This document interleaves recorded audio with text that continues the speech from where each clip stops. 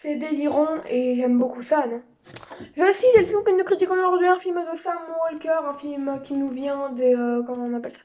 Royaume-Uni, pas des, mais du. Il nous vient du Royaume-Uni, mais il a été tourné à Malte. Moi, je crois qu'il a été tourné aux US.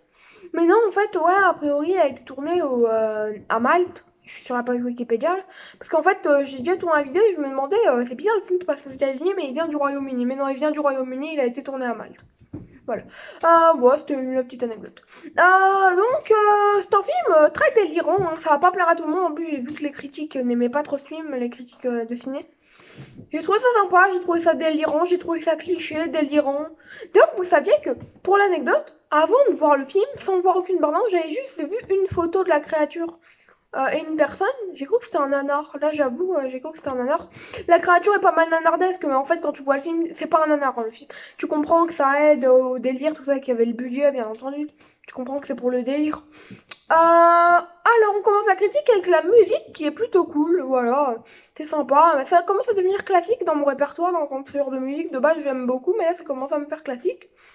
Mais au niveau des effets spéciaux, c'est très bon, malgré bon, le budget, c'est incroyable hein, pour le budget. Non, franchement, j'ai beaucoup aimé, on y croit. Au niveau de l'histoire, elle est très divertissante. L'histoire essaie attendre le spectateur, elle nous tient. C'est fun, c'est un délire, c'est décalé. On parlera de l'humour après vite fait, parce que j'ai pas écrit grand chose. Voilà. Au niveau des personnages, ils sont assez clichés tout de même, on va pas se mentir. Mais le personnage principal est moins cliché que le reste, voilà, même si. Moi, il y a un truc que j'ai adoré, c'est qu'en fait, les personnages, en fait, le camp des personnages change en milieu de route. Bon, après, ça reste assez classique, mais j'ai bien aimé comment c'était amené. En fait, c'est amené d'une manière où tu t'en rends quasiment pas compte. Ça qui est bien, c'est en fait, quand un film, il te fait un changement, il t'opère un changement, voire un total changement, et que tu t'en rends même pas compte. Ça veut dire que t'es dans le film à ce moment-là. Ça, c'est un truc très fort. Enfin, tu t'en rends pas compte quand tu le regardes, surtout. Peut-être que tu t'en rends compte après. Ils sont attachants les personnages, voilà, assez clichés, mais très clichés même, voilà, c'est l'un des petits défauts, mais attachants. Voilà, mais quand tu vois le côté comédie, c'est déjà légèrement plus pardonnable des personnages clichés en une comédie, même si c'est pas entièrement pardonnable, voilà, faut dire ce qui est. Contrairement à une pure comédie. Scénaristiquement, les dialogues sont parfois trop écrits. Parfois, en fait, ça se ressent que les dialogues sont écrits. Au début, pas mal. Là, tu ressens qu'en fait, bah, c'est pas assez. Ah non, non, même pendant tout le film, en y réfléchissant, tu ressens que parfois les dialogues, ils ont été écrits. En gros, quand l'acteur parle, tu ressens pas que ça a été écrit, mais en gros, par exemple, quand il y a quelqu'un au bout d'un moment qui dit oh là là, elle a failli vous tuer, je vais vous emmener à l'hôpital. Tu ressens que c'est écrit. Voilà. Tu ressens que c'est écrit. Surtout que j'ai pas tout dit parce que sinon ça va vous spoiler, mais en gros, dans la phrase, tu sens que c'est écrit. C'est le cow-boy vers la fin.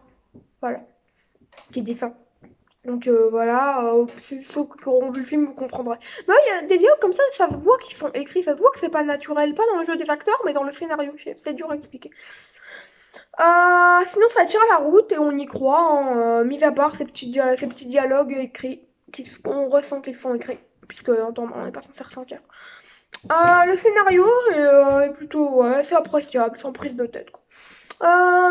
Au niveau du jeu d'acteur, alors je vais pouvoir noter tous les acteurs. Alors on a Shirley Barshow Pisani qui joue vraiment un rôle de. En plus on la voit même pas vivante dans le film. Mais voilà, je trouve ça sympa. Voilà. Mais sinon en vrai dans les deux acteurs secondaires, on a Jamie Whittawood et Anthony Edridge qui font un duo. Enfin c'est pas un duo officiellement. Les deux sont sympathiques. Les deux sont sympathiques, ils sont très peu là, mais on y croit. Après, bien entendu, c'est Chelsea Edge et Sophie Vavasseur, qui sont plutôt bien. Mais après, bien évidemment, il y a Lucy Martin. Voilà, donc, mais Chelsea Edge, celle qui ressort le plus en tant qu'actrice principale. Malgré que, pour donner un petit commentaire, Lucy Martin et Sophie Vavasseur abusent un peu parfois. Mais voilà, c'est dans leur rôle légèrement stéréotypé. Enfin, légèrement. Voilà. Là, vous m'aurez compris. C'est un jeu stéréotypé, c'est normal pour des personnages stéréotypés. Désolé, je m'y perds. Émotionnellement, le personnage, qu'est-ce que j'ai raconté. Le spectateur est maintenu d'émotion. On est assez pris dans le récit. Après, bon, tu ressens pas des émotions, la colère, la joie, tout ça, mais t'es attaché à ce récit, c'est ça que je veux dire, on est face à un récit attachant. Voilà, et c'est assez rare, ça, un récit attachant. Alors sinon, le film, avant de parler de l'anxiété du gardien des scènes et du mystère, dont on parlera après l'humour, mais c'est un petit entre deux. Le film est d'un beau glauque, hein, c'est glauquement absurde vers la fin, vers les 30-40 dernières minutes, c'est glauquement absurde, j'ai bien aimé. Absurdement glauque, plutôt. Franchement, j'ai beaucoup aimé, je l'ai noté, là, vers la fin du film. Un humour sympa, la blague marquante est celle où, en fait, il y a un personnage qui dit, en gros, c'est au début du film, je peux pas vous dire la phrase en entier, mais en gros, vous comprendrez ceux qui ont vu le film, mais en gros, elle dit, en gros, leur téléphone ne marche plus. Elle dit, mince, moi, comment je vais survivre pendant 24 heures sans les réseaux sociaux et tout. Mes fans, ils vont prévenir ma mère, elle va paniquer, et après, elle dit autre chose. Ça m'a tué de rire. J'étais mort de rire. Franchement, non. C'est la seule blague qui marche vraiment. Parce qu'on est surtout sur un humour calme, quoi. Mais non, celle-là, elle a marché. Waouh. En gros, elle parle de ce qui va arriver à sa mère si elle a plus les réseaux sociaux. Voilà, donc vous verrez si vous voyez le film. Anxiété, gore, et scène mystère, on a le droit à une scène de gore assez glauque. Non, une scène. Non, vous savez, la scène où on voit la créature. Oh là là. Ah oui, c'est une scène gore. Mais elle est glauque, oh là là. Il y a des scènes glauques parfois. Les espèces de visions quand tu regardes la créature dans les yeux. Sinon, l'horreur sait se dérouler comme elle le souhaite, quoi. C'est pas forcément extra, mais ça sait se dérouler comme ça le souhaite. Ma note sur 20, la fin, alors, ah oui, la fin. Je vais vous donner ma note sur 20, puis on va parler de la fin, parce qu'il y a un truc qui m'a vraiment dérangé dans la fin. En gros, il y a 2 minutes de trop, je trouve. Je trouve que le film aurait très bien pu se terminer sur un plan qui était franchement sympathique. Non, mince. Il vient de se passer quelque chose. Voilà, donc bah, je vous dis, ma note sur 20 sera de 14. Non, 13,65. Puis je vous dis ciao, c'était Mort Omega. Pour ceux qui veulent pas être spoilés, prenez soin de vous, moi je prends soin de moi. Voilà. Officiellement, la fin. Moi, je préférais, on termine sur le personnage. Un personnage qu'on voit d'un plan de haut. Et en fait, elle est censée être morte. Elle a été tuée par un cowboy qui aurait sauvé son ami, qui en fait était le monstre, son ami. Elle était devenue un monstre. Sauf qu'en fait, bah, le truc, c'est qu'elle survit.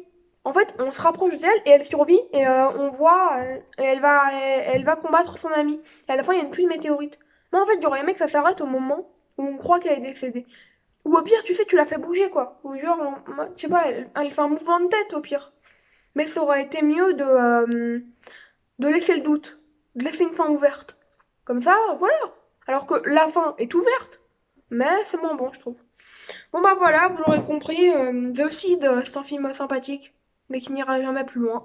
Voilà, enfin si ça peut aller plus loin, mais le film est surtout bien dans son délire, quoi, parce que sinon scénaristiquement c'est simpliste, voilà. Mais voilà, j'ai beaucoup aimé personnellement, c'est pour ça qu'il est dans mon top 50 des films de l'année. Ciao, c'est Marthe Omega, prenez soin de vous et moi je prends soin de moi. Et les films que je vais voir prochainement, je vais essayer de voir Get Out de Jordan Peele pour la seconde fois. Parce que je compte vous faire une critique parce qu'en fait le film ça fait tellement longtemps que je l'ai vu. Je l'ai vu il y a 2-3 ans. Ça fait tellement longtemps que dans mes souvenirs il est très bon mais il a baissé dans mon estime. Ce qui fait que je veux le revoir pour me redire une deuxième fois parce que c'est ce que je me suis dit quand je l'ai vu, c'est un chef-d'œuvre. Voilà, je vais me dire ça une deuxième fois, donc j'irai le revoir. Ciao, c'était Martin Mega, prenez soin de vous et moi je prends soin de moi.